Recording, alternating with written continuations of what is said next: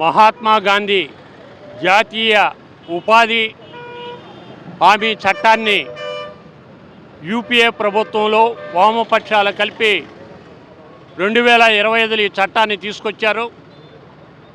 అయితే ఇప్పటి వరకు గ్రామీణ ప్రాంతాల్లో ఉండేటువంటి అనేక మందికి ఉపాధిని కల్పిస్తూ అనేక బావులు తవ్వటం కానీ, వ్యవసాయానికి కాలువలకు కానీ, ఇతర పనులకి ఉపాధి పనులకి ఈరోజు రాష్ట్ర వ్యాప్తంగా దేశవ్యాప్తంగా కానీ అనేక మందికి ఉపాధి చూపించినటువంటి ఆ పథకాన్ని నీరుగార్చేదానికి ఈరోజు కేంద్రంలో ఉన్నటువంటి బీజేపీ ప్రభుత్వం జీ రామ్జీ అనే పేరుతో దీన్ని తూట్లు పొడిచేదానికి ఈరోజు ప్రయత్నం చేస్తున్నారు. దాంట్లో భాగంగానే గతంలో 90% కేంద్ర ప్రభుత్వం నిధులు కేటాయిస్తే రాష్ట్రం 10% నిధులుంటే ఈరోజు 60% కేంద్రము 40% రాష్ట్రాలు భరాయించాలనేటువంటిది ఈరోజు జీవో తీసుకొచ్చారు. అయితే ఈ జీవో ఫలితంగా ఈరోజు గతంలో 100 రోజులు పని ఉంటే వాటికి కూడా సరిగా నిధులు కేటాయించక అనేక మందికి బకాయిలు ఈరోజు కూడా ఉన్నాయి. దీన్ని నీరుగార్చేదానికి పథకాన్ని ఈరోజు పథకం పేరు మార్చారు.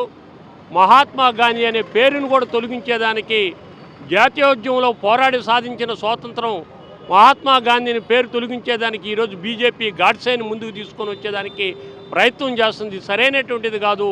రాష్ట్రంలో ఉండేటువంటి కూటమి ప్రభుత్వం తెలుగుదేశం కానీ జనసేన దీన్ని బలపరిచారు. ప్రజలందరూ గమనించాలి. గ్రామీణ ప్రాంతాల్లో ఉండేటువంటి ఈ పథకాన్ని నీరుగార్చేదానికి ఈ రెండు పార్టీలు కూడా ఉపయోగపడ్డాయనేటువంటిది మనం అర్థం చేసుకోవాలి.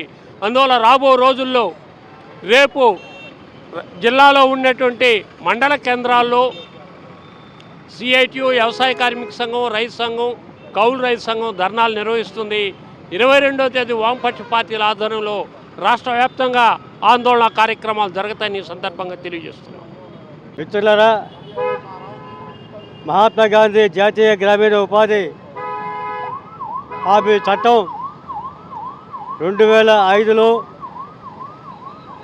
ఆనాటి యూపీఏ ప్రభుత్వం తీసుకువచ్చే విధంగా ఆనాడు వామపక్ష పార్టీ ఎంపీలుగా ఉండే 64 మంది పార్లమెంట్లో చట్టం చేయించారు. ఆ చట్టం అమలు చేస్తూ ఉంది ఇప్పటివరకు. ఏదైతే గ్రామీణ ప్రాంతాల్లో వలసలు లేకుండా గ్రామీణ పేదరిక నిర్మూలనకు ఉపయోగపడే విధంగా ఈ చట్టం ఉందో ఆ చట్టాన్ని నీరుగార్చే విధంగా ఇప్పటి వరకు ఈ బీజేపీ ప్రభుత్వం చేసింది. నీరుగార్చడం మాత్రమే కాకుండా ఏకంగా ఆ చట్టాన్ని ఇప్పుడు ఎత్తేసింది. దాని స్థానంలో అవసరమైన వారికి పని కల్పించే విధంగా ఒక స్కీమ్ పెట్టి ఈ యొక్క గ్రామీణ పేదలకి తీరని ద్రోహం చేసింది బీజేపీ ప్రభుత్వం. ఈ ద్రోహానికి వ్యతిరేకంగా దేశవ్యాప్తంగా పేదవారంతా కూడా ఐక్యంగా ఉద్యమించాల్సిన అవసరం ఉంది.